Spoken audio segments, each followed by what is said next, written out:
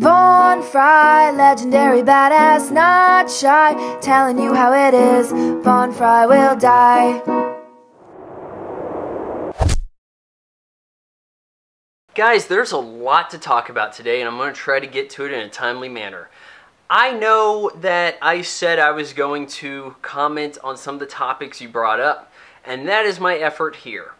But first, and I largely forgot about this, the Oscars are coming up. I don't give a shit. Okay, I don't want to be the only person in America who loves movies and hates the Oscars and is downright sick of this subjective, let's give praise where it's impossible because they're equals, back padding, look how important Hollywood is and wherever you live isn't, show. So, if you really do enjoy cinema, I encourage you to also not watch. Now let's move on to the actual topic here. Sony released some information on the PlayStation 4. I mean, I called it an announcement or debut, but hell, I don't think we've actually seen the console. Gotta look at the controller. I guess the previous DualShock 3 is not compatible with the system. That's a blow because there inherently isn't anything wrong with the controllers. But if you don't force developers to make games for the new stuff, features that you want to add to the experience are not going to be incorporated. So I can see how that's understandable, but at the same time, you think that the Wii's controller makes getting the Wii U very enticing, as you think, oh, well, I've got a few controllers already. I don't have to spend $200 getting people in my house controllers. I imagine this DualShock 4 is going to be like $70 controller or some shit.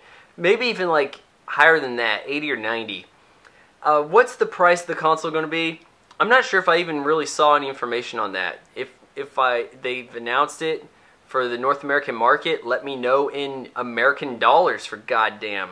So, whatever. I hope it's less than the PlayStation 3, because when that comes out and it's like $600, and you're like, no thank you.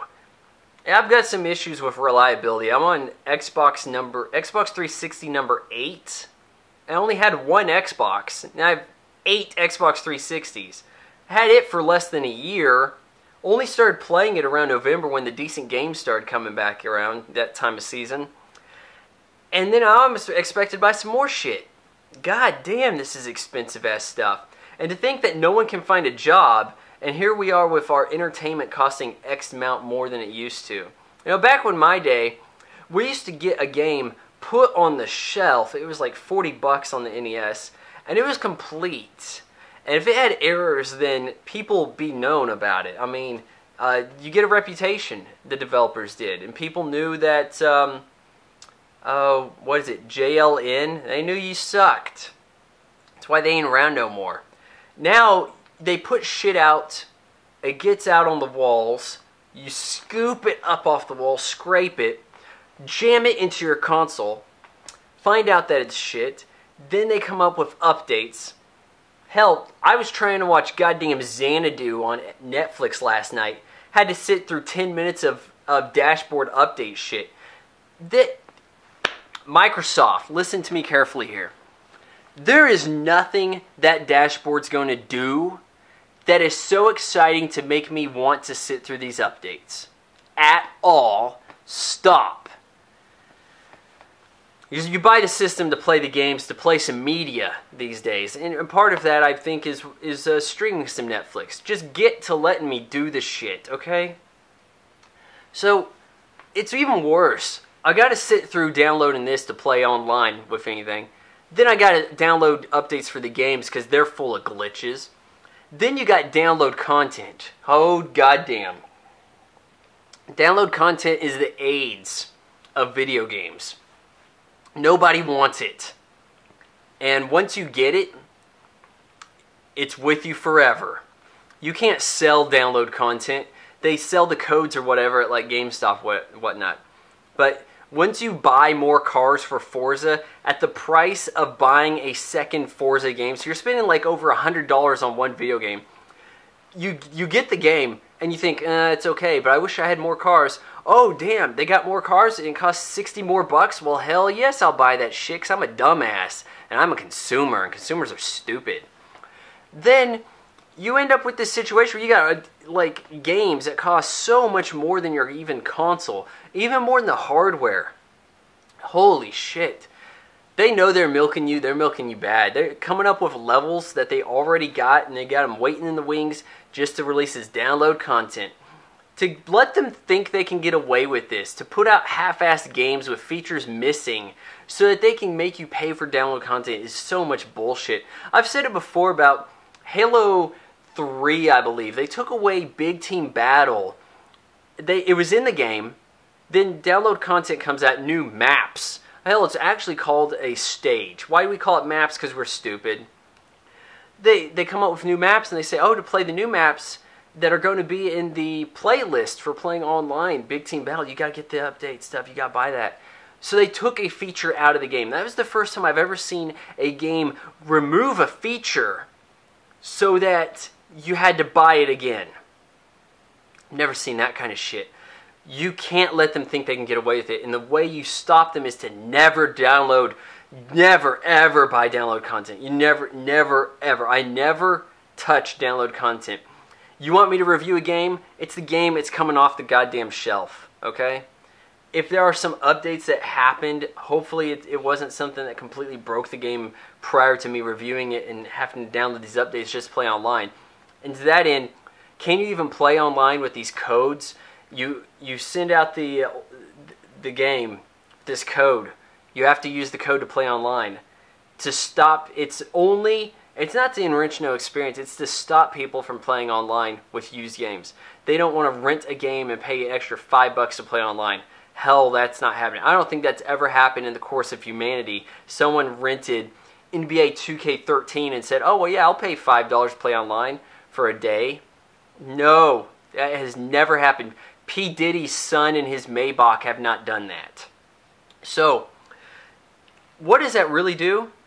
I mean, they think they're making money. It ruins the experience. Less people are playing online because people who play online are not necessarily going to have brand new games.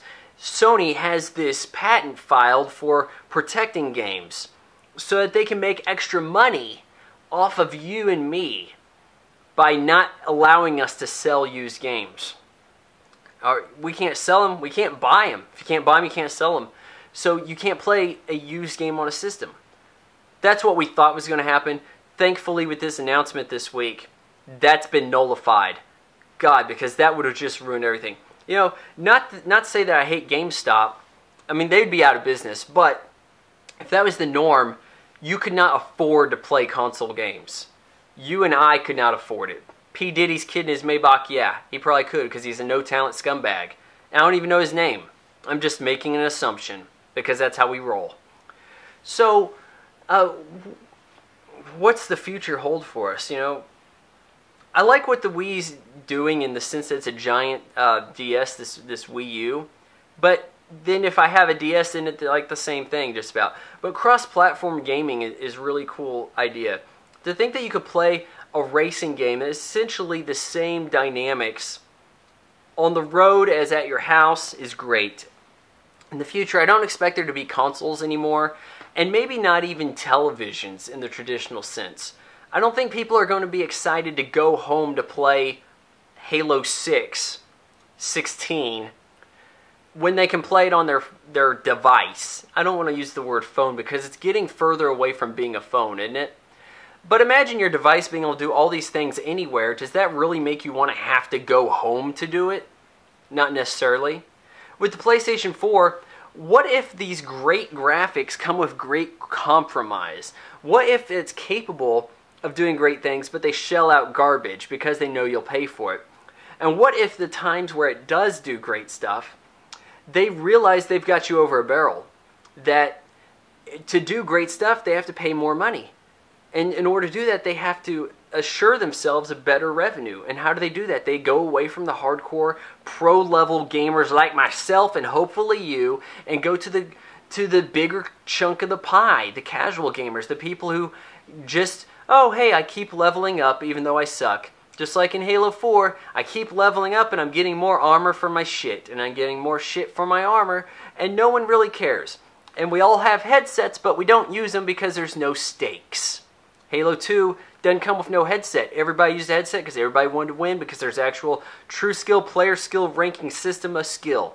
We take away skill, we make everybody level, everybody's having fun, and everybody's leveling up and getting excited about it. Except me, because I'm a cynic and I understand reality, and I want to compete. I didn't sign up, pay all this money for all this crap.